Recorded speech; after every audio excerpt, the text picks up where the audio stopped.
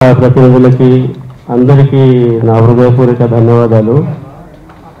First of all మన భారతదేశపు ప్రధానిగా 6వ ప్రధానిగా రాజీవ్ గాంధీ గారి వర్ధంతి సందర్భంగా ఫస్ట్ డే ఒక నిమిషం నివాళులర్పిస్తూ మౌనం పాటిద్దాం. ఒక నిమిషం.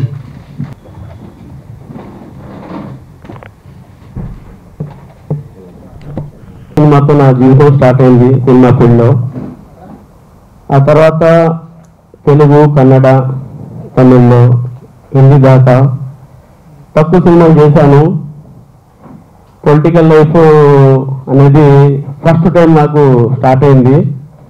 The great YS Rajasekhara Reddy గారి ముద్దుబిడ్డ షర్మిలమ్మ గారి ద్వారా నా లైఫ్ స్టార్ట్ అయింది పొలిటికల్గా. సో అదే సందర్భంగా ఒక కొత్త మూవీ కూడా చేస్తున్నాను. ఏఆర్ రెహమాన్ మ్యూజిక్లో ఒక సాంగ్ బాంబేలో రికార్డింగ్ చేశారు. ఆర్టిస్టులు ఫైనల్ అవ్వలేదు. నిన్న నైట్ కూడా డిస్కస్ చేసుకున్నాము. అనుష్క హీరోయిన్గా అంటే ఫైనల్ అవ్వలేదు.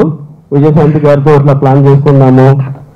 ఆ ప్రపోజల్ నడుస్తుంది, ఇంకా ఫైనల్ అవ్వలేదు. మన విజేంద్ర ప్రసాద్ గారు, రాజమౌళి గారి ఫాదరు, దాని గురించి ఇంకా ఫైనల్ అవ్వలేదు. నా దగ్గర వాళ్ళు డిస్కస్ చేశారు.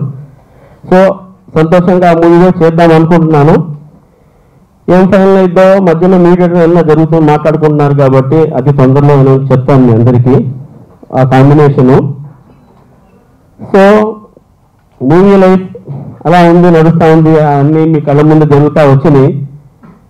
నాకు ప్రతి దాంట్లో ఏదో ఒకటి ఎక్కడో డాట్ పడతానే వచ్చింది.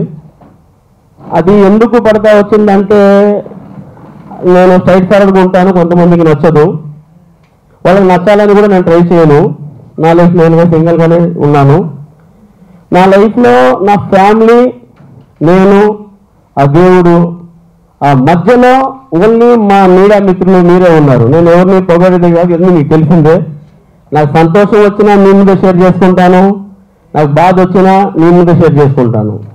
తర్వాత హైకమాండ్ నాకు తెనాలి కాంగ్రెస్ సీటు ఎమ్మెల్యేగా నేను ఒక బీఫామ్ ఇచ్చి నామినేషన్ వేసిన తర్వాత నన్ను నైట్ 24th నైట్ పంపించారు రాజంపేట. హైకమాండ్ నాకు అక్కడే నాకు కరెక్ట్ అని పంపించారు. అక్కడికి వెళ్తే కూడా నేను చెప్తున్నా, ఈ కాంట్రవర్సీ మాట ఎందుకు వస్తే అంటే మాట్లాడొద్దని మాట్లాడుతున్నా. అక్కడికి వెళ్తే అక్కడ లాంగ్వేజ్ ఏంది, బీజేపీ వాళ్ళది, మన కిరణ్ కుమార్ రెడ్డి గారిది.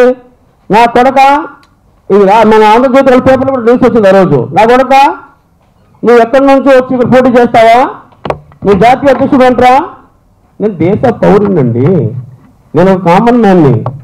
డెమోక్రసీలో మీరు ఎక్కడైనా పోటీ చేయొచ్చు. తెనాల్లో పోటీ చేస్తేనేమో నాదళ్ళ మనోహర్ గారి మీద అక్కడ వచ్చేయడానికి లేదు, నీ ఓటు హైదరాబాద్లో ఉంది. అక్కడికి వెళ్ళాను. అక్కడికి వెళ్తే అదే ప్రాబ్లం. సో అక్కడ పోటీ చేస్తే నైట్ వచ్చి ఇంకోటి ఏం చేశారు, నేను పోటీ చేస్తున్నానని చెప్పి డైరెక్ట్గా కలెక్టర్ గారి దగ్గర, నేను ఏదో నోటు మాటలు ఎప్పుడు మాట్లాడిన, అబద్ధాలు మాట్లాడను. కలెక్టర్ గారి దగ్గర ఇటు పక్కన ఐజీ, డిఐజీ, కలెక్టర్ గారు ఇట్లా వరుసలో కూర్చొని ఉంటే నామినేషన్కి ఒకే రోజు ఉంది. ఒకే రోజు నామినేషన్ ఉంటే వచ్చేసి డైరెక్ట్గా 2 అడ్వకేట్లు వచ్చి లెటర్ ఇచ్చారు. ఏమని, ఇతను నామినేషన్ చేసిన ఫామ్లో 900 కోట్ల టర్నోవర్ ఉంది, బ్యాంకు బ్యాలెన్స్ 300 కోట్లు ఉందని. వీళ్ళు ఏమన్నా ఐటీకి ఇచ్చారు. ఐటీ వాళ్ళు తీసుకెళ్ళి నాకు నా అకౌంట్ సీజ్ చేశారు. 150 కోట్లు సీజ్, 200 కోట్లు చూపిందని. ఆ నోటి మాటలు చెప్పారు. ఇప్పుడు ఇది కూడా ఎట్లానే ఉంటుంది. నేను ఎక్కడన్నా వస్తే ఎందుకు కాంట్రాక్ట్ చేస్తున్నారు? ఇప్పుడు నాకు దేనికి ఈ ఉద్యోగండి. అక్కడ ఎలక్షన్కి వెళ్తే 5వ తారీఖు నాకు సీజ్ చేశారండి అకౌంట్లన్నీ. నేను ఒకటి చెప్తున్నా, నా టర్నోవర్ 500 కోట్లు ఉంది. ఇన్కమ్ ట్యాక్స్ వాళ్ళకి నేను అకౌంట్లో ఆపినా క్లారిటీ ఇస్తాను, దాని సమాధానం చెప్తాను, నేను క్లియర్గా ఉన్నా. కానీ అదే రోజు నా అకౌంట్లో సీజ్ చేయాల్సిన పని లేదు. చేసిన నా కష్టాజితంతో, నా డబ్బుతో నేను ఎప్పుడైనా కానీ ఏ రోజు మీ దగ్గర అబద్ధం ఆడిన మీడియా అనేది చెప్తున్నా. నా ఫ్యామిలీ, దేవుడు, నా మధ్యలో మీరు తప్ప నాకు ఎవరు లేరు. నేను ఇంకొక మాట, టీవీలో నేను అక్కడ కూర్చొని ఉంటే 100 కోట్లు షర్మిలమ్మ గారు తీసుకున్న బస్సుడు, నేను కాంగ్రెస్ పార్టీలో నాకు టికెట్ ఇవ్వటమే పెద్ద దైవంగా భావిస్తున్నా. రెండోది, నేను హైకమాండ్లో కానీ కాంగ్రెస్ పార్టీ దగ్గర కానివ్వండి, షర్మిలమ్మ గారి దగ్గర కానివ్వండి, కాఫీ కాదు వాటర్ బాటిల్ తీసుకోలే. నేను నా వాటర్ బాటిల్ నేను కొనుక్కొని తాగుతా. ఎందుకు? దేవుడు నాకు ఇచ్చాడు, ఉంది. నేను ఇప్పుడు చెప్తున్నా 500 కోట్లకి టర్నోవర్కి నేను ఐటీ వాళ్ళకి డైరెక్ట్ చెప్తున్నా, లెక్కలు చెప్తాను. నేను నా అకౌంట్ ఫ్రీజ్ చేశారు, ఓపెన్ చేయమన్నా చేయకపోతే కోర్టుకు వెళ్తా, నేను అబద్ధం. కానీ నా అకౌంట్ నేను ఫ్రీ చేయించారు. ఇప్పుడే కాదు, మొదటి నుంచి కూడా నేను నా లైఫ్లో రోడ్ నెంబర్ 7 దగ్గర చిన్నది నా ప్రాపర్టీ, దాన్ని కూడా ఒక ఇష్యూ చేసి రాస్తా ఉంటారు. నేనైనా మా అడగను, పోనీ నేనేందో నాకు తెలుసు అని. ఇప్పుడు ఇంకోళ్ళు వస్తారు, నేను చెప్తున్నా 200 కోట్లు కట్టమని ఐటీ నాకు లెటర్ ఇచ్చింది, ఎలక్షన్కి డబ్బు ఖర్చు పెడతామని లెటర్ ఇచ్చారు. మన కిరణ్ కుమార్ రెడ్డి గారు, మిథున్ రెడ్డి గారు, వాళ్ళందరూ వీళ్ళు 200 కోట్లు బ్యాలెన్స్ ఉన్నాయి, పబ్లిక్కి పంచుతారు, మాకు ప్రాబ్లం అవుతుంది లెటర్ ఇచ్చారు కలెక్టర్ గారికి.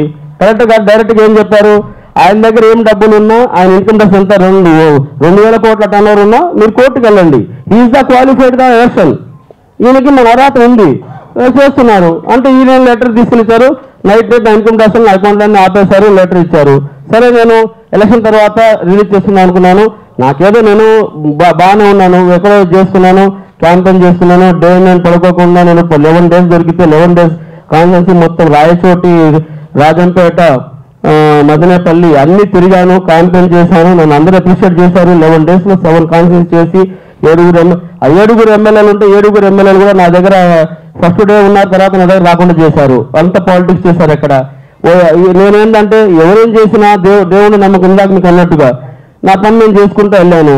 ఎలక్షన్ కంటెస్ట్ చేశాను, వచ్చాను. ఈ రోజుల్లో నేను ఒకటి చెప్తా, 7 days వెళ్ళినా 11 days వెళ్ళినా 100 and 200% రాజంపేటలో ఎంపీగా నేనే గెలుస్తా. అంత కాన్ఫిడెంట్ ఎలా చెప్తున్నా అంటే నాకు పబ్లిక్ సపోర్ట్ కానివ్వండి, నేను వెళ్ళింది కానీ ఒకవేళ 1% అయినా అది దేవుడు నా రాత అనుకుంటా, కానీ నా పబ్లిక్ కానీ ఎవరికి తప్పను. ఎందుకంటే అక్కడ అంత పాలిటిక్స్ ఉంది. సరే, ఏ పాలిటిక్స్ అయినా నేను ఫస్ట్ టైం వెళ్ళాను కాబట్టి నా వంతు నేను చేశాను. 11 days చేశాను అనేది అది అందరికీ తెలుసు. సో అలా చేసుకున్నాం. ఇంకొక మాట నేను షేర్ చేసుకున్నది ఏంటంటే, నేను అక్కడ ఎలక్షన్లో మిథున్ రెడ్డి గారు, కిరణ్ కుమార్ రెడ్డి గారు వాళ్ళ మీద పోటీని అన్నా, వాళ్ళు పెద్దవాళ్ళు అండి, వాళ్ళతో నేను పోటీ పడలేను, పిచ్చుక మీద బ్రహ్మాస్త్రం లాంటిదే అయినా నేను చేసుకుంటూ వెళ్ళాను. వెళ్ళిందంటే నా అకౌంట్లో ఆపి ఇంత ప్రాబ్లం చేశారు. సో అక్కడ కూడా ఏమైంది, నా సపోర్ట్గా ఉన్న మనిషిని కిడ్నాప్ చేశారు. వెళ్ళి పోలీస్ కంప్లైంట్ ఇస్తే కలెక్టర్ గారు నాకు సెక్యూరిటీ ఇచ్చి అతన్ని తీసుకొచ్చారు. లాస్ట్ డే 29వ రోజు, ఎందుకంటే ఆ డే అతను వెళ్ళిపోతే సపోర్ట్ వెళ్ళిపోతే మనం ఎలక్షన్ చేయడానికి ఉండదు కంటెస్ట్. ఇలాంటి చాలా అంటే ఈ రోజు చేస్తున్న సమాజంలో ఇట్లా ఉంది. ఫస్ట్ టైం వెళ్ళి కొన్ని చెప్పుకుంటాను వచ్చాను.